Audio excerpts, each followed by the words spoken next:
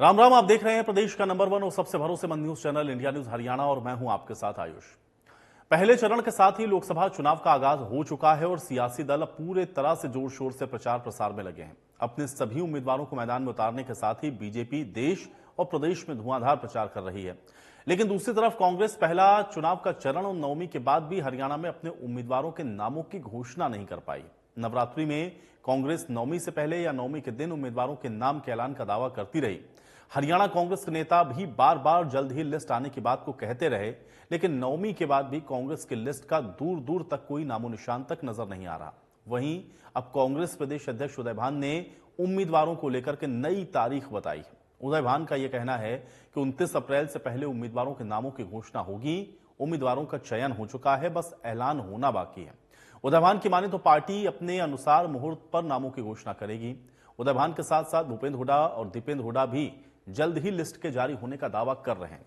लेकिन कांग्रेस की लिस्ट में हो रही देरी पर अब बीजेपी जमकर कटाक्ष कर रही है।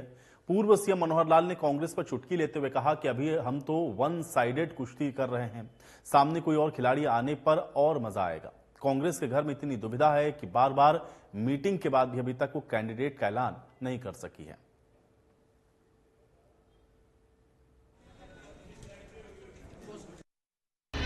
अभी तो इलेक्शन शुरू भी नहीं हुआ। लिस्ट आएगी सही समय पर, सही वक्त पे आएगी, सही कैंडिडेट आएंगे, जिताऊ कैंडिडेट आएंगे।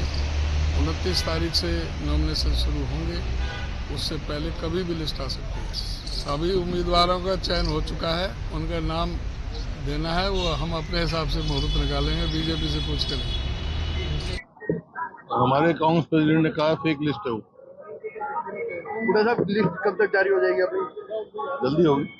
400 पार के नारे का क्या किया जाएगा? 400 पार का नारा जिस तरह दे रखा है, तो हरियाणा की क्या भागीदारी? साउथ में साफ, नॉर्थ में हाफ, बीजेपी का ये होगा हाल। अब हमारी, मैं समझता हूँ कि कांग्रेस पार्टी की, हमने पहले ही कहा था, जब हमसे पूछ रहे थे, हमने कहा कांग्रेस पार्टी में हम सही समय पे करेंगे। थोड़ा जो है, मैं समझता हूँ उसी समय हमने कह दिया था कि हम कोई जो सही समय होगा अपनी रणनीति के तहत सही समय पे हम टिकटें अपनी अनाउंस करेंगे। और अब मगर लगभग विचार विमर्श हो चुका है। वन साइड से हम अपनी कुश्ती अपने आप ही कर रहे हैं। सामने कोई खिलाड़ी और जाएगा घोषित होते हैं तो वैसे तो पूर्ण मामला है, लेकिन ना होने की एक बात सर्वसामान्य हो गई है कि कांग्रेस के अंदर में कोई दुविधाएं इतनी ज़्यादा फंसी गई है कि बार बार होने के बाद नहीं कर पा रहे हैं।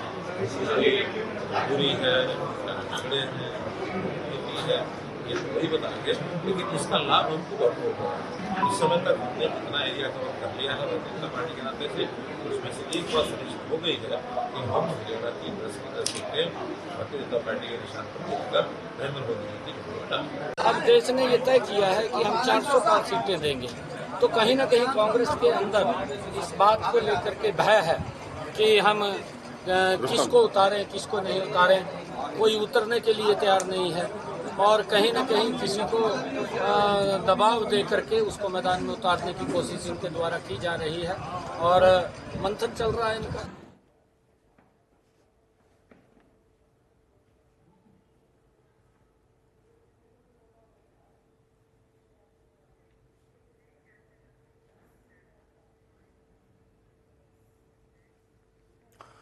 तो आप देख रहे हैं कि हरियाणा की राजनीति में इस समय चर्चा अगर किसी बात की सबसे ज्यादा है तो वो ये है कि आखिर जो कांग्रेस की लिस्ट है वो अभी तक जारी क्यों नहीं हो पाई। हालांकि कांग्रेस का बार बार ये कहना है कि जल्द ही लिस्ट को जारी किया जाएगा, लेकिन जिस तरह की स्थितियां हैं और उसके बाद आप देख रहे हैं राजनीतिक वार पलटवार जम करके हो रहे हैं। लेकिन इसके मायने क्या हैं, आज इसको समझते हैं। कुछ मेहमान हमारे साथ जुड़ गए, पहले उनका परिचय करवाते हैं, उसके बाद चर्चा में आगे बढ़ेंगे। कृष्ण ढुल जी हमारे साथ जुड़े हुए हैं, भारतीय जनता पार्टी के प्रवक्ता हैं। कृष्ण ढुल जी, स्वागत है आपका चर्चा में। सुरेश अरोड़ जी हमारे साथ जुड़े हुए हैं, कांग्रेस पार्टी के प्रवक्ता हैं। सुरेश अरोड़ जी, आपका स्वागत। और ओंकार सिंह जी हमारे साथ जुड़े हुए हैं, इंडियन नेशनल लोकदल के प्रवक्ता हैं। ओंकार जी, आपका भी इस चर्चा में स्वागत है। कृष्ण ढुल जी, आपसे चर्चा की शुरुआत करेंगे। एक तरफ तो कांग्रेस की लिस्ट को लेकर के आप लोग लगातार कह रहे हैं और अभी हम लोग सुन रहे थे आपके नेताओं के भी स्टेटमेंट, कोई कह रहा है कि एक तरफ से एक तरफा मैच है, वन साइडेड है, मजा नहीं आ रहा। दूसरे ये भी कह रहे हैं कि कांग्रेस में लोग चुनाव लड़ने के लिए तैयार नहीं है। लेकिन भूपेंद्र हुड्डा का ये कहना है कि भाई हम अपनी जो लिस्ट है वो 29 तारीख से पहले जारी कर देंगे, लेकिन आप लोगों का नॉर्थ में हाफ हो जाएगा मामला और साउथ में आप लोग साफ हो जाएंगे। कैसे इसको आप देखते हैं? आपका रिएक्शन इस पे चाह रहा हूं। देखिए, सबसे पहले तो मैं ये कहना चाहूंगा कि जिस प्रकार से उदय भानजी ने कहा कि अभी तो चुनाव शुरू ही नहीं हुआ है, तो ये मान के चलें और ये देखें कि किस प्रकार से उनकी अभी सोच है कि जहां 12 तारीख से हमने कैंडिडेट दे दिए, आज करीब 40 दिन से ज्यादा का समय हो चुका है चुनाव की मॉडल कोड ऑफ कंडक्ट लगे हुए भी, और उसके बावजूद भी कांग्रेस के प्रदेश अध्यक्ष का ये बयान कि अभी तो चुनाव शुरू भी नहीं हुआ, ये बता देता है कि उनके यहाँ संगठन में किस प्रकार की चूक है और किस प्रकार का अभाव है। सबसे पहले इन्होंने ही कहा था कि हम लोग नवरात्रों में सूची जारी कर देंगे। उसके बाद इन्होंने कहा था कि रामनवमी तक तो हम हर हालत में सूची जारी कर देंगे।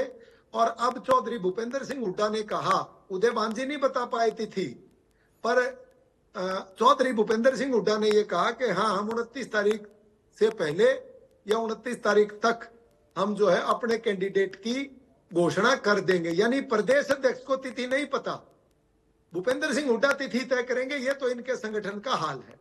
रही बात इस प्रकार की कि भाई भारतीय जनता पार्टी तो अपने कार्यकर्ताओं के साथ अपने मोदी जी की केंद्र की नीति और प्रदेश में मनोहर जी और नायब जी के माध्यम से जो काम किए गए हैं उनको लेकर के हम जो है चुनाव मैदान में हैं और कार्यकर्ताओं के बीच में जा रहे हैं। और करीब करीब अगर हम बात करें तो लगभग हर लोकसभा को हमारे जो प्रत्याशी हैं आधी लोकसभा तक हम अपना कवर कर चुके हैं और हम लोग बिल्कुल सीरियस होकर के चुनाव लड़ रहे हैं। जिस प्रकार पिछली बार हमने 10 की 10 सीटें भारतीय जनता पार्टी ने ऐतिहासिक मार्जिन के साथ 52% वोट लेकर के जीती थी, इस बार हम और बड़ा इतिहास और बड़ी रचना के साथ जो 400 पार का नरेंद्र भाई मोदी जी का नारा है उसको लेकर के जनता के बीच में जाएंगे। कांग्रेस आज भी विकट स्थिति में है। उनके यहाँ कैंडिडेट जो है लड़ना ही नहीं चाहते, इधर से उधर भाग रहे हैं। अब हार से बचने के लिए, जमानत जब्त ना हो जाए इससे बचने के लिए निश्चित तौर पर इनके पास ना संगठन है, ना कार्यकर्ता है, ना जिला अध्यक्ष है। और हारी हुई कांग्रेस, मन से हारी हुई कांग्रेस जो है वो चुनाव लड़ रही है। लड़ती रहे, हमें कोई दिक्कत नहीं। हम 10 की 10 सीटें जीत करके नरेंद्र भाई मोदी जी के नेतृत्व में चलिए डोल साहब, ये तो जनता खैर तय करेगी, सरकार बिल्कुल ये जनता तय करेगी। मैं सुरेश जी आपका रुख कर रहा हूं। एक तो हम लोगों ने देखा कि कल बहुत चर्चा हुई सुरेश जी, एक लिस्ट ऐसी जो कि वायरल हो रही थी, बाद में पता चला कि भाई ये तो फर्जी है, सबको बताना पड़ा कि नहीं नहीं ये फेक एक लिस्ट है जो उसको वायरल कर दिया गया। तो आखिर ये लिस्ट कौन जारी कर रहा है कि ये महत्वपूर्ण सवाल। दूसरा ये है कि अगर आप प्रदेश अध्यक्ष आपके कह रहे हैं, भूपेंद्र हुड्डा ये कह रहे हैं कि भाई नाम हमने फाइनल कर लिए हैं 9 नाम, तो फिर ये लिस्ट में इतना देरी और इतना इंतजार क्यों करना पड़ रहा है? जी देखिए, सबसे पहली बात यह है कि जो लिस्ट का आपने जिक्र किया जो वायरल हुई है वो एक फर्जी लिस्ट है और पार्टी की तरफ से जारी नहीं की गई। पार्टी की तरफ से मैं प्रदेशवासियों को ये जानकारी साझा करता हूँ आपके चैनल के माध्यम से। और जारी किसने की ये एक जांच का विषय है। ये बड़ी हिम्मत की बात है अगर किसी ने ऐसा किया है। हिम्मत की क्या कहेंगे, मतलब ये तो एक अपराध है एक तरह का। और ऐसे लोग हैं जिन्होंने मतलब हमारे ऑर्गेनाइजेशन के नेशनल सेक्रेटरी, जनरल सेक्रेटरी, महासचिव श्री केसी वेणुगोपाल जी के सिग्नेचर उस पर किए हैं। तो ये जालसाजी है और पार्टी कानूनी कार्रवाई ऐसे अवांछनीय, ऐसे शरारती तत्वों के खिलाफ अमल में लेकर आएगी, ऐसा हमारा मानना है और ये जांच का विषय है। एक बात आपने दूसरी पूछी कि अभी तक देरी क्यों हो रही है जब नाम फाइनल हो गए हैं। देखिए, इसमें 3 लगभग लेवल हैं जो टिकट वितरण का हमारा एक प्रोसेस है, जो एक ढांचा है। इसमें पीईसी है, प्रदेश की एक कमेटी होती है, फिर स्क्रीनिंग कमेटी है, फिर सीईसी है। और आपको भी मालूम है, पूरे देश का मीडिया ये जानता है कि आज पूरे हिंदुस्तान में चुनाव भी चल रहे हैं और हमारे राष्ट्रीय नेता चाहे राहुल गांधी जी हों, चाहे श्री केसी वेणुगोपाल जी हों और चाहे हमारे राष्ट्रीय अध्यक्ष श्री मल्लिकार्जुन खड़गे जी भी क्यों ना हो, वो अलग अलग प्रदेशों में जो जहां पर प्रथम चरण, दूसरा चरण, तीसरे चरण के चुनाव हैं, वहां पर चुनाव प्रचार के लिए दिन रात व्यस्त है। तो अपने अपने कार्यक्रम हैं। तो नाम फाइनल होने के बावजूद एक तरह से सीईसी जो सेंट्रल इलेक्शन कमेटी है या हमारे हाईकमान के जो बड़े नेता हैं उन सबको इकट्ठा बैठकर एक फाइनल उसको निकालना है लिस्ट को। तो कई बार क्या होता है कि आपस में तालमेल, जैसे आज खड़गे जी दिल्ली में है, राहुल गांधी जी का कहीं और दौरा है, अगले दिन किसी और बड़े नेता का कहीं दूसरी स्टेट में दौरा है, तो ये प्रक्रिया है। एक बात आपने, दो बात पूछी थी, इनका मैंने जवाब दिया। तीसरी बात मैं अपनी तरफ से आपको बताना चाहता हूँ प्रदेशवासियों को आपके चैनल के माध्यम से, कि हम कहीं देरी भी नहीं ज्यादा इसमें हुई है, क्योंकि 29 तारीख से तो शुरू होगा। और जो चुनाव आयोग का एक तरह से जो आदेश होता है पूरे ही राजनीतिक सिस्टम को, चाहे वो किसी भी पार्टी के उम्मीदवार क्यों ना हो, किसी भी पार्टी के नेता क्यों ना हो, चुनाव आयोग के द्वारा निर्धारित तिथि के अनुसार ही उनको अपना नॉमिनेशन फाइल करना होता है और उसी तरीके से आगे बढ़ना होता है। तो अभी हमारे पास समय है 29 से पहले, जैसे हमारे प्रदेशाध्यक्ष माननीय श्री उदयभान जी ने कहा, हमारे विधायक दल नेता चौधरी भूपेंद्र सिंह जी हुड्डा ने कहा, और हमारे लोकप्रिय सांसद दीपेंद्र जी भी कह चुके हैं। सभी नेताओं ने, हरियाणा प्रदेश के जो अगर हम बात कर रहे हैं तो हरियाणा के हमारे बड़े नेता दिन रात लगे हुए हैं और बहुत जल्द देखिए हमारा तो इससे हौसला बल्कि और बड़ा है। जैसे कांग्रेस पार्टी की मीडिया में भी चर्चा है और बीजेपी के लोग मैदान में आने के बावजूद भी लोगों से यही पूछते हैं कि कांग्रेस का उम्मीदवार कौन आएगा आपके यहाँ पर, आपको क्या उम्मीद है। तो इससे क्या है, इससे ये लगता है कि हरियाणा की जनता कांग्रेस पार्टी की तरफ नहीं, ठीक है, लेकिन रोड साहब एक तरफ तो आप देखिए भाई, इंडियन नेशनल लोकदल उन्होंने अपने कैंडिडेट का ऐलान कर दिया, भारतीय जनता पार्टी तो 10 के 10 कर ही चुकी है, जननायक जनता पार्टी ने भी अपने कैंडिडेट्स के नाम के ऐलान करने शुरू कर दिए हैं। कांग्रेस में अगर इतना विचार विमर्श और मंथन होगा और इतना डिले करेंगे तो आपको नहीं लगता कि आपके प्रत्याशी को समय भी थोड़ा कम मिलेगा? फिर कैसे जनता के बीच में जाएंगे आप? नहीं, देखिए हमारे कार्यक्रम तो हम जनता से सीधा सरोकार रखते हैं और हमारे चाहे घर घर कांग्रेस, हर घर कांग्रेस हो या विपक्ष आपके समक्ष रहे हो या हमारा जो बूथ लेवल के प्रोग्राम चल रहे थे, हम अपने चुनावी एक तरह से मुहिम को लगातार पिछले 2-3 साल से उस चुनावी मोड़ में है और आगे बढ़ाते रहे हैं और जनता से हम सीधे जुड़े हुए हैं। और हमने जन समस्याएं, चाहे वो महंगाई की हो, चाहे किसानों पे बीजेपी, तो रोड साहब कोई असमंजस की स्थिति नहीं है आप ये कह रहे हैं? क्योंकि बार बार दूसरी तरफ से आरोप ये लगते हैं कि आपके यहाँ लोग चुनाव लड़ने के लिए तैयार नहीं और इसलिए आप लोग इसको डिले कर रहे हैं, असमंजस की स्थिति में है कि भाई किसको टिकट दें। नहीं, आपके चैनल के माध्यम से मैं बिल्कुल ईमानदारी से इस आरोप को सिरे से खारिज करता हूँ। हमारे यहाँ अगर ऐसी कोई स्थिति होती तो हमारे यहाँ से 6 उम्मीदवार भारतीय जनता पार्टी को उधार नहीं लेने पड़ते। हमारे यहाँ तो जो हमारे माननीय प्रभारी श्री दीपक बाबरिया जी ने आपके चैनल पे, मेरे ख्याल आपके ही कोई पत्रकार साथी गए थे उसने एआईसीसी में, जहां तक मुझे ध्यान है, बाबरिया जी की बाइट लेने, उन्होंने खुद कहा था कि जो थके हारे कैंडिडेट थे कांग्रेस में, जो निष्क्रिय हो चुके थे, जो जनता की कसौटी पे खड़े नहीं उतर पा रहे थे, जैसे कुरुक्षेत्र से मैं बिलोंग करता हूँ, कुरुक्षेत्र में हमारे जो नवीन जिंदल जी नेता थे वो 2014 से 24 तक ना कोरोना में कहीं दिखाई दिए थे, ना वो बाढ़ के समय में दिखाई दिए थे। तो ऐसे लोगों को कांग्रेस पार्टी बीजेपी को देने के बाद भी एक तरह से बड़ा रिलीफ फील कर रही है कि ऐसे लोग जो पार्टी के ऊपर बोझ बने हुए थे वो यहाँ से चले गए। ठीक है, आप कह रहे हैं कि आप दे रहे हैं उनको, ठीक है, वो कह रहे हैं कि वो आप क्या छोड़ क्या रहे हैं, आप कह रहे हैं आप उनको दे रहे हैं, ठीक है। कांग्रेस पार्टी के पास, एक मिनट, और कांग्रेस पार्टी के पास अगर उम्मीदवारों की कमी होती तो ये इनके चयन की प्रक्रिया इतनी लंबी नहीं होती। आज हमारे जो नेता मंथन कर रहे हैं, उन्होंने बायोडाटा भी मांगे थे हर सीट। ठीक है, आप कह रहे हैं बहुत सारे कैंडिडेट है इसलिए चयन की प्रक्रिया में समय लग रहा है, ठीक है, मैं इस पर जवाब दूंगा, एक सेकंड, अब मैं ओंकार जी का, ठीक है रोड साहब, हम लोग इंतजार कर रहे हैं, ठीक है।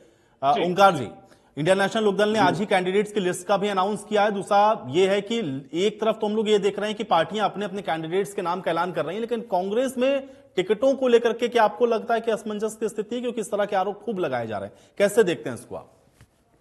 देखिए आयुष जी, पहले तो मैं कहना चाहूंगा इनका आंतरिक मामला है कि जब मर्जी अनाउंस करें, लास्ट डेट से पहले तो अनाउंस कर देंगे, लेकिन जो जग जाहिर हो रहा है, जो जनता भी देख रही है, जो आम पार्टियां भी देख रही है, दूसरे पार्टियां भी देख रही हैं, उसके पीछे 2 कारण लगते हैं। एक तो कांग्रेस में गुटबाजी बहुत ज्यादा है, दूसरा कांग्रेस को कहीं ना कहीं ये डर लग रहा है कि आज अगर कैंडिडेट अनाउंस कर दिए तो जिस कैंडिडेट को टिकट नहीं मिलेगी, आपको पता है जिस जहाज में जरूरत से ज्यादा बंदे चढ़ जाएं वो भी डूब जाता है। टाइटैनिक का उदाहरण आपके सामने है, ये भी डूबने वाला जहाज बनने की तैयारी में है। यहाँ इनको ये लगता है कि आज अगर एक को टिकट दे दी, दूसरा कैंडिडेट दूसरी पार्टी में ना चला जाए, इसलिए लास्ट डेट में, मैं आपको स्पष्ट बता रहा हूँ, लास्ट डेट में जाके कैंडिडेट अनाउंस करेंगे। चलो इनका अपना आंतरिक मामला, हमें इससे कोई लेना देना नहीं। हाँ, बीजेपी के मेरे साथी प्रवक्ता जितने भी साथी हैं, मेरे को लगता है किसी क्लास में जाते हैं, उस क्लास में इनको पढ़ाया जाता है कि आपने ये ही बोलना है, इसके बाहर नहीं बोलना। जिनमें से एक बात ये हमेशा कहते हैं सारे के सारे 400 पार 400 पार, सरकार तो हम ही बनाएंगे। मैं बताना चाहता हूं, सरकार तुम बनाओगे या कौन बनाएगा ये जनता तय करेगी। लोकतंत्र राजतंत्र नहीं है। लोकतंत्र में राजा माँ के पेट से पैदा नहीं होता, जनता पैदा करती है। आप 400 पार जाओगे या 400 बाहर जाओगे ये तो 4 जून को पता लगेगा। लेकिन आज जहां तक हरियाणा की बात है, इतना तय है। ये जो कह रहे हैं ना 10 की 10 जीतेंगे, बड़े मार्जिन से जीतेंगे, इनसे मैं एक बात पूछना चाहता हूँ। ये भी कह रहे थे 52% वोट लिया हमने 2019 में, और 52% वोट लेने के बाद मात्र 4 महीने बाद विधानसभा के चुनाव हुए, 75 पार का नारा था, 40 पे आके नैया रुकी। तो कैसे हुआ? वो ऐसे हुआ क्योंकि पुलवामा अटैक हुआ, जिसके बारे में आज तक नहीं पता लगा कि 300 किलो आरडीएक्स कहां से आया, कैसे आया, कौन लाया। कोई एफआईआर नहीं इसके बारे में सामने आई, कोई व्हाइट पेपर नहीं। आज जनता पूछना चाहती है कि वो हमारे 44 नौजवान सैनिक जो मरे थे, जो शहीद हुए थे, उनकी शहादत का असली जिम्मेवार कौन है बीजेपी में इतनी ताकत ये बता पाए कि पुलवामा अटैक के फैक्ट्स क्या है? ये कह देंगे राष्ट्रीय सिक्योरिटी का मामला है। राष्ट्रीय सिक्योरिटी के साथ साथ जनता जानना चाहती है कि हमारे देश पर वो अटैक किसने किया था। ये अधिकार ठीक है, नहीं ओंकार जी, वो जनता जानना चाहेगी तो ये जाएंगे, इनसे पूछ लेगी। लेकिन मैं ये जानना चाह रहा हूं ओंकार जी, आप लोग जो कैंडिडेट्स को उतार रहे हैं या जिस तरीके की स्थितियां अभी हम लोग देख रहे हैं कि बन रही हैं, बार बार हम लोग देख रहे हैं, क्योंकि अभी कांग्रेस ने तो अपने कैंडिडेट्स के नाम का ऐलान नहीं किया गया, लेकिन इंडी गठबंधन के तहत कुरुक्षेत्र से जो उम्मीदवार उतारे गए हैं वो पूरी तरह से हमलावर है। आम आदमी पार्टी पूरी तरह से हमलावर है और उनका स्पष्ट ये मानना है कि आप लोग सिर्फ वोट काटने के लिए अपने अपने कैंडिडेट्स को उतार रहे हैं। इसको आप कैसे देखते हैं, क्योंकि आरोप उस तरफ से हैं? देखिए, वोट काटने के लिए उतार रहे हैं या इनकी रांद काटने के लिए उतार रहे हैं तो जनता तय करेगी। लेकिन मैं इतना जरूर कहना चाहूंगा कि आम आदमी पार्टी का एकमात्र कैंडिडेट जो कुरुक्षेत्र से उतरा ना, उनको पता लग जाएगा वो कितने पानी में है, क्योंकि कभी किसानों के बीच में नहीं गए, कभी ये जनता के बीच में नहीं गए। ये लोग बिजनेसमैन है, इनका काम जनता का नहीं है, ये तो वोट लेने के लिए आए हैं। और लेकिन जनता जानती है किसान हितैषी कौन है। इस व्यक्ति ने, इस एमएलए ने, 4217 एमएलए हैं पूरे भारत में, किसने किसानों के हक में अपना इस्तीफा दिया और पुनः जीत के आया, ये किसान जानते हैं। आज अगर फैसला होगा कुरुक्षेत्र का तो किसान करेंगे फैसला। जब ये 2 साहूकार बैठे हैं बीच में, इनका कहीं लेना देना नहीं है जनता से, ना तो नवीन जिंदल। और बड़े अफसोस की बात है, मोदी जी भ्रष्टाचार के विरोधी बातें करते हैं। 2014 में मोदी जी कह रहे थे कोयला चोर है, इन पे 20,000 करोड़ रुपए का दाग लगाया था। आज ये मोदी जी बताएं कि उस वक्त इन्होंने गलत कहा था या आज इनकी कलेक्शन गलत है, ये इनको बताना पड़ेगा। लेकिन जहां तक हरियाणा की बात है, मैं बीजेपी के साथी से एक बात जरूर पूछूंगा कि आप 400 पार और 10 की 10 की बात करते हो, आपकी बात हम मान लेते हैं। आप ये तो बता दो कि आपने हरियाणा में कौन सी उपलब्धि ली, सिर्फ हरियाणा के परिप्रेक्ष्य में बताना कि आपने महंगाई, बेरोजगारी, भ्रष्टाचार, अपराध, नशा, पेपर लीक, प्रॉपर्टी आईडी, परिवार पहचान पत्र, पेंशन कार्ड देना, पीले कार्ड काट देना, पोर्टल, इतनी सारी इन समस्याओं की, इतनी सारी समस्याएं होने के बावजूद आप क्या उम्मीद समझते हो जनता से? ठीक है ओंकार जी, मेरा एक सवाल है इसी के साथ, उसके बाद मैं कृष्णझूल जी का रुख करता हूं। ओंकार जी, अगर आप ये कह रहे हैं कि इतनी सारी समस्या है, हरियाणा के परिप्रेक्ष्य में मौजूदा सत्ताधारी पार्टी ने कुछ नहीं किया, तो फिर आप दावा क्यों नहीं करते कि आप 10 की 10 जीत जाएंगे? क्योंकि जनता तो फिर आपके साथ खड़ी होनी चाहिए। बहुत अच्छी बात है। फिर भी आप ये नहीं कहते कि आप 10 जीतेंगे, इसका मतलब ये है कि कुछ तो ऐसा है जो इनके या फिर कांग्रेस के दावा वही करना चाहिए, दावा आयुषी वही करना चाहिए कि शर्मिंदा ना होना पड़े। ये जो 400 पार का नारा कर रहे हैं ना, 4 जून को मुंह दिखाने के काबिल नहीं बचेंगे। जैसे 75 पार कहते 40 पे आके अटक गए थे, वो तो कुछ स्वार्थी और लालची किस्म के गद्दार लोग थे जिन्होंने इनकी सहायता करी और इनकी सरकार बना दी। इस बार सेंटर में नहीं, मेरा सवाल ओंकार जी ये है कि आप लोग क्यों, आपको ऐसा क्यों लग रहा है, जब इतने मुद्दे आपको लग रहा है कि सरकार के खिलाफ हैं, ओंकार जी, जब इतने सारे मुद्दे सरकार के खिलाफ हैं, तो आपके पक्ष में जनता वोट क्यों नहीं करेगी 10 सीटों पर? ओंकार जी, 10 की 10 सीटों पर इंडियन नेशनल लोकदल के लिए जनता क्यों नहीं वोट करेगी अगर सारे मुद्दे इनके खिलाफ हैं तो? जी आयुषी, देखिए 2019 में हमारी पोजीशन क्या थी आपको मालूम है। पार्टी डिवाइड हो गई थी, 2 हिस्सों में बट गई थी पार्टी, और आज पार्टी बहुत अच्छे तरीके से अपने वापिस वर्करों का स्वागत कर रही है और वर्कर वापिस आ रहे हैं। लेकिन आज हम इतनी बढ़िया स्थिति में भी नहीं है। हाँ, लड़ने की स्थिति में बहुत बढ़िया, लेकिन 10 की 10 का दावा करना मेरे ख्याल अच्छा नहीं होगा। ठीक है, जनता चलिए डोल साहब, ठीक है, कृष्ण डोल जी, ठीक है, कृष्ण डोल जी जवाब दीजिए। जी देखिए, सुरेश भाई ने कहा, मैं पहले इनके कुछ पॉइंट नोट करे थे। इन्होंने जब नाम लिया बड़े नेताओं का, हरियाणा के बड़े नेता, इन्होंने सिर्फ 3 नाम लिए, उदय भान, भूपेंद्र हुड्डा, दीपेंद्र हुड्डा। इनकी नजरों में इसके अलावा हरियाणा में और कोई बड़ा लीडर और बड़ा नाम कांग्रेस में नहीं है। फिर इन्होंने कहा कि हमने 6 आदमी उधार के लिए हैं, हमारे पास तो भीड़ लगी हुई है। फिर उसी बात को कंट्राडिक्टरी करते हुए कहते हैं कि जो 6 आदमी गए हैं वो सारे के सारे थके हुए हैं, हारे हुए हैं, पार्टी में काम नहीं कर रहे थे। तो अपनी ही बातों की विरोधाभासी बयान दिया। हमने तो एक चीज की है, इनके जो थके हुए और हारे हुए कैंडिडेट थे, रमेश कौशिक और अरविंद शर्मा, उन दोनों ने पिता और पुत्र और पूरी हरियाणा की कांग्रेस का घमंड तोड़ा। ये वो लोग शामिल थे जिनको इन्होंने 2019 के चुनाव में ये कहा कि कौन रमेश कौशिक, कौन अरविंद शर्मा, वो तो हमने पार्टी में ज्वाइन कराए थे, उनकी तो पल्ले कुछ नहीं था। 2.25 लाख वोटों से भूपेंद्र सिंह हुड्डा को रमेश कौशिक जी ने हराया। और अब इन्होंने एक नाम लिया है कि जो आदमी आए हैं, नवीन जिंदल है, अशोक तंवर है, और है, जो भी है, हमने ये कहा कि हम 10 की 10 सीटें रिकॉर्ड मार्जिन से जीतेंगे। ये तो मैं इनको कहता हूं, इनका संगठन किसी को वोट दे, किसी को टिकट दे, किसी को भी लड़ाए कांग्रेस, पर यह तय है कि कांग्रेस में 10 की 10 सीटों को हार दिखाई दे रही है, इनको अपनी मात दिखाई दे रही है। इनको हरियाणा में यह लग रहा है कि हम किसी भी तौर पर चुनाव में खड़े भी नहीं हो पाएंगे। अब मैं बात करूंगा भाई ओमकार सिंह जी की। बड़े तेज तर्रार मेरे भाई, बड़े शब्दों के माया जाल में हमारे को फंसा रहे हैं, बता रहे हैं। अरे भाई, इंडियन नेशनल लोकदल का वोट बैंक कितना है, सबसे पहले तो इनको इस बात के ऊपर चर्चा करनी चाहिए। किसी भी लोकसभा को और विधानसभा को जीतने के लिए कम से कम 20, 22, 25, 28, 30, 32, 35, 40 कुछ परसेंट तो वोट चाहिए होते होंगे। जिनका परसेंटेज 1.5 है, 3 है, वो लोग आज चुनाव में दम भर रहे हैं कि हम चुनाव जीतेंगे। जवाब देना चाहूंगा। अब सुन जाओ, दे देना भाई जी, मैं आपके बारे में बोलना नहीं था ओंकार जी, सारी चीजों का जवाब देना। खुली डिबेट है, खुले हालात है। इन्होंने कहा कि हमने 19-2000 के चुनाव में मैंने जो कहा 52% मतदान लिया था। इसके बाद इन्होंने कहा कि कहां गई हवा, हमारे पास 40 सीट आई, 75 पार हमने इसलिए कहा था कि हम 2019 के चुनाव में 79 विधानसभा में जीते थे। हम लोग आंकड़ों पर बात कर रहे थे, तथ्यों पर बात कर रहे थे। आपकी तरह हवा में और सिर्फ बिना तथ्यों के बात करने वाली भारतीय जनता पार्टी नहीं है। जब हमारी 40 सीटें आई तो भी हम लोग 36.5% मतदान के साथ ऊपर थे। आपका तो परसेंटेज ही 1.5 था, आपका तो पल्ले कुछ नहीं है। 10 के 10 प्रत्याशियों की जमानत जो है INLD की होने वाली, कैंडिडेट ही नहीं है इनके पास। कौन कैंडिडेट? अरे पार्टी का प्रदेश अध्यक्ष नहीं था, इन लोगों ने बाहर से आदमी बुलाया, आकर के ज्वाइन कराया और उसको प्रदेश अध्यक्ष बना दिया। ये तो इनकी पार्टी है।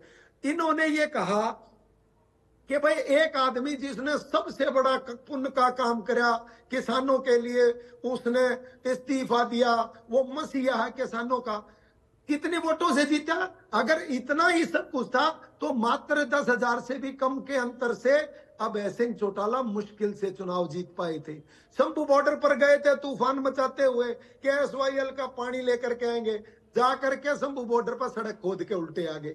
तो इस प्रकार की तो इनकी बातें बिना तथ्य, बिना किसी भी आधारहीन बात का अगर कोई लॉजिक निकालना हो तो आप इंडियन नेशनल के प्रवक्ता से या अब लेकिन रोड साहब ने कहा कि उनके पास इतने सारे कैंडिडेट्स हैं इसलिए उनको समय लगा है। ठीक है, मैं ओंकार जी से इसका जवाब लूंगा। लेकिन रोड साहब ने जो बात कही, डुल साहब, वो ये कह रहे थे कि उनके पास कैंडिडेट्स इतने ज्यादा हैं इसलिए सिलेक्शन के प्रोसीजर में समय लग रहा है। अगर इक्का दुक्का कैंडिडेट होते या सिर्फ 9 ही 10 प्रत्याशी होते तो नाम का ऐलान हो जाता। जब इतने सारे लोग हैं तो फिल्टर करने में समय लग रहा है। हाँ, क्या बात है, बिल्कुल बिल्कुल फिल्टर लग रहा है। इनके पास नेता तो 3 बताए इन्होंने पूरे हरियाणा में, और कमाल देखो, उदय भान जी ने तिथि नहीं बताई। प्रदेश अध्यक्ष तिथि नहीं बता रहे कि कब डिक्लेयर करूंगा। भूपेंद्र सिंह हुड्डा तिथि बता रहे हैं कि 29 से पहले होंगी। और आपको ध्यान होगा इन चुनाव से पहले दीपेंद्र ने गारंटी दे दी कि 5 गारंटियां मैं दे रहा हूं, ये काम हम करेंगे। शैलजा जी ने उस वक्त की जो प्रदेश अध्यक्ष थी तत्काल उसका खंडन करते हुए कहा कि नहीं नहीं नहीं, ये गारंटी भूपेंद्र सिंह हुड्डा और दीपेंद्र हुड्डा देते होंगे, कांग्रेस ने ये गारंटी नहीं दी है। ये उनका मैनिफेस्टो हो सकता है, कांग्रेस का मैनिफेस्टो नहीं है। यानी कि आज party Bhupendra Singh Hooda and others में है, कहीं तो SRK है और कहीं अब उसके बीच में नए तड़के के साथ अजय सिंह भी कूद गए हैं। ठीक है इधर से डोल साहब, एक प्रश्न का जवाब और उसके बाद मैं दूसरे प्रवक्ता को रुख करता हूं। देखिए ठीक है डोल साहब, ओंकार जी ने एक सवाल उठाया कि आप ये बताइए कि लोकसभा के परिप्रेक्ष्य में चूंकि 10 की 10 सीटें आप जीत करके गए, डोल साहब 10 की 10 सीटें प्रदेश की जनता ने आपको जीत करके दिलाई, यहां पर हरियाणा के लिए आपने क्या किया? हरियाणा के लिए हमने ओंकार जी ने बात कही थी, मैं छेड़ना नहीं चाह रहा था। 2002 का बैच था IAS ऑफिसर का, 12 अधिकारी लगे थे। नाम बताऊंगा तो एक भी आदमी कॉमन नहीं था, सारे के सारे आदमी आज की तिथि पे भी तलवार लटक रही हाईकोर्ट में, कभी भी डिसमिस किया जा सकता है उनको। सारे के सारे रिश्तेदार हैं, मैं नाम नहीं लेना चाहता। आप ये बताइए आपने किया क्या पिछले 10 साल में? ये बताऊं, 1,38,000 नौकरियां आपने प्रदेश में क्या किया ये बताइए। प्रदेश की जनता खून क्या? ठीक है, नहीं ओंकार जी जवाब ले रहा हूं, जवाब दे रहा हूं। हरियाणा की जनता के लिए 1 सेकंड ओंकार जी देखिए आप कई सवाल है लेकिन जवाब आने दीजिए। जवाब ओंकार जी, ये प्रश्न मैंने पूछ लिया, जवाब आने दीजिए। हमने 14 फसलों पर हरियाणा में MSP पर सबसे ज्यादा। अरे सुन जाओ यार, किसान दिल्ली जाना चाहता है। नहीं ओंकार जी ऐसे नहीं। देखिए आपने आरोप लगाया, उन्होंने सुना। ओंकार जी आपने आरोप लगाया, उन्होंने सुना। किसान सड़कों पर बैठा है तो अभी भाई जा रहे हैं ना जनता के बीच में चुनावों में, वो किसान इनको वोट नहीं करेगा। ठीक है 1 सेकंड, लेकिन उधर से जवाब आएगा। नहीं ओंकार जी ऐसे नहीं, ओंकार जी ऐसे नहीं ना, ये ओंकार जी ऐसे होगा नहीं, ऐसे नहीं ओंकार जी ऐसे नहीं। ओंकार जी ऐसे नहीं, आपका सवाल था उसका जवाब इधर से आएगा। ओंकार जी आपका सवाल था, जवाब इधर से आएगा। ये 1 to 1 नहीं हो पाएगा ना इस तरीके से। 1 सेकंड डोल साहब, आप इंडियन नेशनल लोकदल के 400 आदमियों के नाम बता दो, हम तो 400 सीट लोकसभा जीत के लाएंगे यार। कमाल करते हो, छोटी सी क्षेत्रीय पार्टी है, 1.5% वोट है, नाम मोदी जी का लेते हो। अरे भाई पहले अपना अस्तित्व प्रदेश में बचाओ। मोदी जी के साथ क्या मुकाबला आप लोगों का? मोदी जी के साथ मुकाबला करने की हिम्मत आपकी? हाँ तो आपकी एक पे भी 0 बनेगी। 0 0 0 0 0 कहना चाहिए भैया, हिटलर चाहिए भैया, आपको बिल्कुल सत्ता से बाहर करेगा। चलिए ठीक है, अरे ये तो बढ़िया है ना, तो आपके लिए फेवरेबल सिचुएशन है ना। देखो सुनो, अब ये भाई जी मेरी बात सुनो, रिक्वेस्ट हाथ जोड़ के।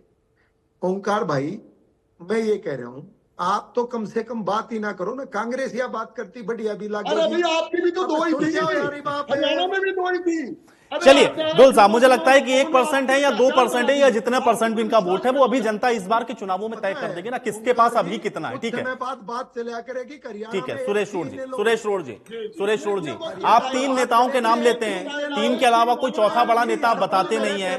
पार्टी के अंदर गुटबाजी है और इसलिए ये जो नाम है वो आप फाइनल नहीं कर पा रहे हैं। ठीक है, हो गया ओंकार जी हो गया। रोड साहब जवाब दीजिए। नहीं देखिए, पहले तो इन्होंने कहा कि इतना टाइम आपने जिक्र किया, डोल साहब को बोला कि मैं अंतर बता देता हूँ हमारे यहाँ पर समय क्यों लग रहा है। अब देखिए, इन्होंने आधा घंटा पहले नवीन जिंदल जी की बीजेपी में ज्वाइनिंग कराई, उसके बाद आधे घंटे में टिकट दे दिया। तो मैं क्या, हरियाणा का प्रत्येक भाई और बहन मेरी बात से सहमत है, कांग्रेस पार्टी की इस बात से सहमत है कि उस आधे घंटे में ना तो बीजेपी ने प्रदेश इलेक्शन कमेटी की मीटिंग बुलाई नवीन जिंदल के नाम पे चर्चा करने के लिए, ना ही उन्होंने स्क्रीनिंग की मीटिंग में इस नाम को डिस्कस किया, और ना ही उन्होंने CEC जो इनके सेंटर हमारे आंतरिक मामले में आप क्यों तरस पड़ रहे हो? अपने पूरे कर लो ना, हमारे क्वेश्चन क्यों उठा रहे हो? इससे यह स्पष्ट होता है हमने क्या करना और क्या नहीं करना, हमारा तरीका है। सेंट्रलाइजेशन ऑफ पावर है, केंद्रीकरण है पावर का, एक ही सेंटर है। अमित शाह नरेंद्र मोदी जी ने जिसको चाहा उसको टिकट पकड़ा दिया। यहाँ पर लोकतंत्र नहीं है, जहाँ लोकतंत्र होता है वहाँ समय भी लगता है, वहाँ प्रक्रिया भी होती है, शुरू वहाँ प्रोसेस भी होती है। भूपेंद्र सिंह हुड्डा को ठीक है डोल साहब देखिए, रोड साहब ने बहुत धैर्य पूर्वक आपकी बात को सुना, इसलिए उनकी बात को सुनिए। एक बात आपने पूछी थी कि 10 सांसद हैं इनके, INLD के साथी का जिक्र था, लेकिन मैं भी इस पे अपनी भागीदारी चाहूंगा इस विषय के ऊपर। मैं ये बताना चाहता हूँ कि 10 सांसद इन्होंने क्या किया। कांग्रेस पार्टी ने जब हमारा आजादी से पहले का भी अगर आप योगदान देखोगे, अंग्रेजों के बाहर निकाला था दिल्ली से। इन्होंने 10 सांसद हरियाणा से चुनने के बाद क्या किया, इन्होंने किसानों को पकड़ पकड़ कर लाठी चार्ज कर दिल्ली के बॉर्डरों से बाहर किया। इन्होंने क्या किया, इन्होंने हमारी पहलवान बेटियों को दिल्ली में घसीटा और बाहर किया। ये उपलब्धि है इन 10 सांसदों की। और जिन इन्होंने बीजेपी के 4 मुल्क से सांसदों को प्रत्याशी बनाकर यहाँ पर भेजा है, उनको प्रदेश की जनता यही चीज हर एक चौपाल में पूछ रही है। यहाँ पर पूछा जा रहा है कि आप तब कहाँ थे जब नरेंद्र मोदी 3 काले कानून लेकर आया था, चाहे वो अकाली दल की हरसिमरत कौर हो या हरियाणा के अभय चौटाला भी क्यों नहीं रहे हो। उन्होंने भी राज्यसभा की वोट इन्हीं को दी है और 3 काले कानून बनाने वाले नरेंद्र मोदी के सामने कोई अड़के नहीं खड़ा हुआ। कांग्रेस पार्टी एकमात्र ऐसी पार्टी रही है जिसने विपक्ष की भूमिका निभाते हुए, चाहे किसान थे चाहे बेरोजगार। नहीं तो आपके तो विधायकों ने इस्तीफा भी नहीं दिया। इंडियन नेशनल लोकदल के तो एकमात्र विधायक थे, उन्होंने तो इस्तीफा भी दिया किसानों के समर्थन में। आपके पास तो इतने विधायक थे, सब दे देते ना इस्तीफा। ये कहते कि नहीं भाई ये काले कानून है, वापस करिए, हम इस्तीफा देते हैं। नहीं, इस्तीफे से बात नहीं बनती। जहां 46 MLA चाहिए थे अपने खट्टर साहब को फ्लोर पे अपनी मेजोरिटी साबित करने में, एक इस्तीफे के बाद 45 की जरूरत महसूस होती है। और आज मैं कांग्रेस पार्टी की तरफ से ये बात फिर बताता हूँ। तो आप किसानों के साथ कैसे खड़े थे, यही तो प्रश्न उठेगा ना भाई। के लिए खड़ी है। मैं एक बात और बताता हूँ, अभय चौटाला जी कांग्रेस पार्टी के उम्मीदवार का साथ क्यों नहीं देते। जब एक बड़ा जन विरोधी चेहरा मनोहर लाल खट्टर करनाल में किसान विरोधी चेहरा जब खड़ा हुआ है, तो उस किसान विरोधी चेहरे को हराने के लिए कांग्रेस पार्टी का साथ देने का ऐलान अभय चौटाला करके दिखाए। बोलते थे कि हम गठबंधन के हैं। अरे आपको तो गठबंधन में एंट्री नहीं मिली। और वो एंट्री क्यों नहीं मिली, क्योंकि आप चौधरी भूपेंद्र सिंह जी हुड्डा का भय आपको सताता है और आपको स्पीकर विधानसभा में ज्यादा टाइम देता है। आप वाहवाही लूटते हो और इससे आप जनता को गुमराह नहीं कर सकते। हरियाणा का प्रत्येक भाई और बहन ये जानता है कि कौन बीजेपी के साथ है और कौन जनता के साथ है। 2 तरीके के लोग हैं हरियाणा में, एक वो जो तानाशाह और जन विरोधी मनोहर लाल खट्टर और नरेंद्र मोदी की भारतीय जनता पार्टी के साथ है, नायब सिंह सैनी तो मात्र उनके चेते हैं, और एक वो लोग हैं जो हिंदुस्तान की जनता के साथ खड़े हुए हैं। ठीक है सुरेश रोड साहब, लेकिन उसके बावजूद भी ना, उसके लिए भी तो कैंडिडेट और सारी चीजें लगेंगी ना। वो जब आ जाएंगे तब ये लड़ाई और दिलचस्प हो जाएगी, इसीलिए तो ये प्रश्न उठ रहे हैं। ओंकार जी जवाब दीजिए। जी देखिए आयुष जी, पहले तो मैं बीजेपी के प्रवक्ता साथी का जवाब दूंगा कि ऐसे बेशर्म लोग हैं। हमारे प्रदेश अध्यक्ष का कत्ल हुआ, निर्मम हत्या की गई, इन्होंने जिम्मेवारी तो क्या लेनी, तो सजा मिलेगी, अपराधों में लिप्त थे भाई, मुकदमे दर्ज थे, क्या देनी, मुकदमे दर्ज थे, उनकी आपस की रंजिश थी, वो भी विड्रा कर लिए। ये ऐसे लोग हैं। और दूसरा चौधरी रामपाल माजरा जी के बारे में इनको क्या मालूम, वो चौधरी देवीलाल जी की नीतियों का अनुसरण करने वाले हैं। वो वापिस आए हमारे पास, कोई हमने उनको दूसरी पार्टी से नहीं लिया, वो इंडियन नेशनल लोकदल के ही थे। दूसरा इन्होंने बार बार बोला 1.5% वोट। अरे भाई मैं मानता हूँ 1.5% वोट, लेकिन जो जेजेपी की 10 सीटें थी, क्या जेजेपी पीछे से लेके आई थी? वो जेजेपी के जो लोग थे वो इनालू के थे, तो उनको चले गए थे। अब सुन लीजिए मेरी बात, ये जो 1.5% की बात कर रहे हो ना, 1984 में 2 MP थे तुम्हारे, और 2009 में 2 MLA थे हरियाणा में। वापिस 2 पे टिकोगे, वापिस 2 पे 2024 के चुनाव हो लें दो। सपने देखना सबका अधिकार है। 400 पार का बॉन्डर बना दिया, एक गुब्बारा बना दिया। ये जनता के माइंड गेम खेल रहे हो, लेकिन जनता इस गेम को समझ चुकी है। आज इलेक्टोरल बॉन्ड पे बात नहीं करते तुम, उस कंपनी से भी इलेक्टोरल बॉन्ड लिया जो गाय का मांस बेचती है, उस कंपनी से भी इलेक्टोरल बॉन्ड लिया। ठीक है, नहीं ठीक है ओंकार जी, मुझे तो लगता है कि ये बातें आप जनता को कन्विंस कर ले जाएंगे तो बहुत बढ़िया, आप जनता में जाइए। लेकिन ओंकार जी, यहाँ पर दोनों पार्टियों का मत यही है कि आप जो कैंडिडेट खड़ा कर रहे हैं वो सिर्फ वोट काटने के लिए। अभी सुरेश रोड जी ने भी यही बात कही, और अगर इतना किसानों के साथ में है तो कांग्रेस पार्टी का साथ दीजिए। काटने के लिए खड़ा कर रहे हैं या रांद काटने के लिए खड़ा कर रहे हैं तो समय बताएगा, समय बताएगा, बिल्कुल कितने देगी ये डिसाइड करेगी। मैं बोलता हूं भाई जी, नहीं, लेकिन ओंकार जी ये बार बार क्यों आरोप लग रहा है? वो तो कह रहे हैं ना कि किसानों के इतने हितैषी, तो भाई साथ आइए आप, लेकिन आप साथ में उनके जान ही रहे। आप बताइए यूजी किसके साथ आए? चौधरी भूपेंद्र सिंह होगा प्रेम के अंदर इन्होंने इंडियन नेशनल लोकदल की इंडिया गठबंधन में एंट्री रोकी। किसके साथ आए आप बताइए। चौधरी अभय सिंह चौटाला जी ने तो खुले दिल से कह दिया था कि अगर कोई भी व्यक्ति प्रदेश और देश के हित में हमारा समर्थन लेना चाहेगा, हम बिना शर्त समर्थन देंगे। और अब भी चौधरी अभय सिंह चौटाला जी ने स्पष्ट किया कि मराठा वीरेंद्र जी को अगर करनाल से टिकट मिलती है, हम अपना कैंडिडेट नहीं खड़ा करेंगे।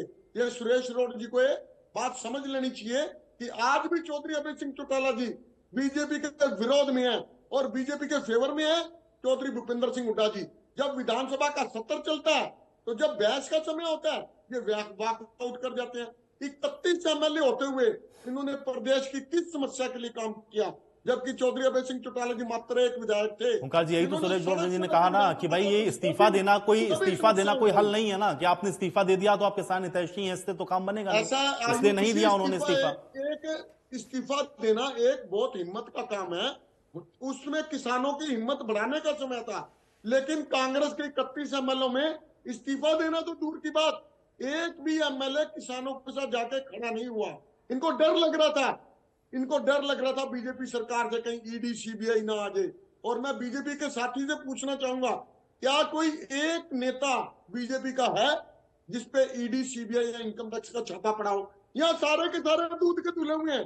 जितने अपराधी, जितने भ्रष्टाचारी बीजेपी में आते हैं, सारे के सारे क्लीन चिट हो जाते हैं। कैसे हो जाते हैं? ठीक है, ढोल साहब जवाब दीजिए। कृष्ण ढोल जी, देखिए, पहले सुरेश रोड जी ने कहा था कि बीजेपी ने क्या किया। हमने कहा कि हमने राहुल गांधी को पहला काम तो अमेठी से ही भगा दिया।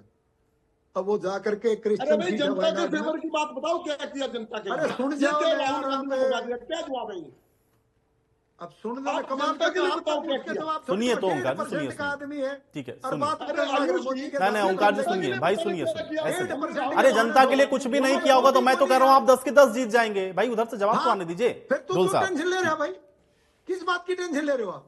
टेंशन मेरे को नहीं है, टेंशन तो तुम्हारे। नहीं ठीक है, नहीं ऐसे नहीं ओंकार जी ऐसे नहीं। वो जनता के हित की बात कर रहे हैं या जनता को वो जवाब नहीं दे पा रहे हैं, जनता के ऊपर छोड़िए ना, आपको बीच में इंटरप्ट करने से तो कोई हर्ज है नहीं। अभी उनका समय, अभी कृष्णडोल जी का समय। ओंकार जी नहीं, ओंकार जी ऐसे नहीं। आप अपने समय में सारे आरोप लगा लेते हैं, उधर से जवाब भी आने दीजिए ना, ऐसे कट टू कट सवाल और जवाब नहीं होंगे। ठीक है, एक सेकंड डोल साहब। देखो ओंकार जी ना खाम भड़कन लग रहे हैं भाई। 1.5% का मानस है एक स्टेट में, छोटी सी पार्टी जिसका ये क्या करो। आप भी 2 सीट को फिर दर्द हो गया इनका यार। आप 1.5% कह रहे हो, आप भी 2 सीट की मानस है, चिंता ना करो आप। ओ भाई हम तो 2 से 400 जीतेंगे। 6 नंबर पे इंडियन नेशनल लोकदल के 400 लोकसभा जीत सकती है, कभी जीत सकती है। सोचिए ना इस चीज को, नहीं कभी जीत सकती है। आपकी 2 सीट थी ना। ठीक है, अरे ओंकार जी भाई हो गया, उनकी 2 सीट थी, आपके 2% वोट है। मैं फिर कह रहा हूं उसको जनता पर छोड़ दीजिए ना भाई। 2 का 20 भी हो जाएगा, 20 का 40 भी हो जाएगा। वो जनता तो सुन रही है ना, लेकिन उनको अपना तर्क रखने दीजिए। ठीक है, सुनिए। अभी डिबेट में ना मजा नहीं आएगा। बेटर ये कि मैं अपनी बात कह लूं, आप अपनी कह लो।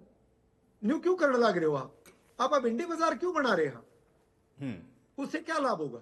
डोल साहब बात बताओ। मैं ये कह रहा था, जो कांग्रेस के भाई कह रहे थे कि भाई कांग्रेस मतलब बीजेपी ने क्या किया। हमने कहा कि बीजेपी ने सबसे बड़ा जो काम किया वो कांग्रेस के अंदर भय पैदा कर दिया।